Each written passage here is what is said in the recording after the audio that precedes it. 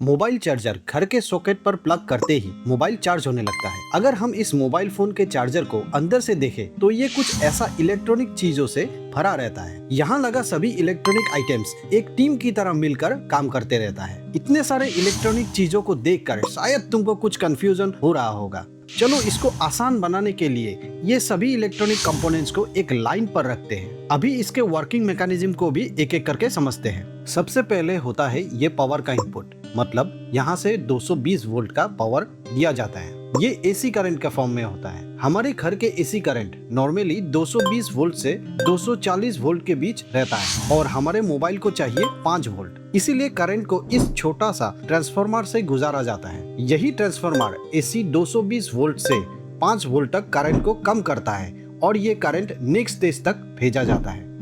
ये स्टेज होता है ब्रिज रेक्टिफायर का। ट्रांसफार्मर से आया हुआ करंट एसी फॉर्म पे होता है। ये एसी करंट डायरेक्शन चेंज करते रहता है ऐसे।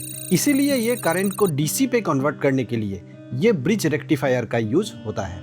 ब्रिज रेक्टिफायर ये ऐसा 4 डायोड आपस में कनेक्टेड रहता है। अब यही करंट फिल्टर स्टेज पर आता है। फिल्टर सेक्शन पे ऐसा कुछ कैपेसिटर्स लगा रहता है। रेक्टिफायर से आया हुआ करंट स्टेबल नहीं होता। अगर करंट स्टेबल नहीं होगा तब ये मोबाइल और इस पे लगा बैटरी के लिए भी खतरा बना रहता है। इसीलिए ये करंट को कुछ कैपेसिटर से गुजारा जाता है। यही कैपेसिटर्स इस करंट को स्मूथ फ्लो देता है और अगला स्टेज तक भेजता है। अब ये फिल्टर हुआ करंट वोल्टेज रेगुलेटर सेक्शन पे आता है।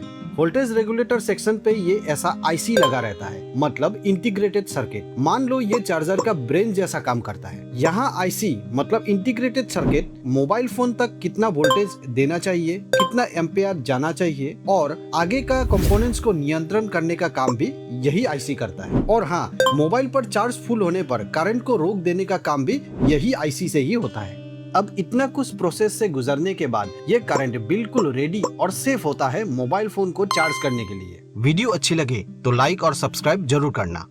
धन्यवाद।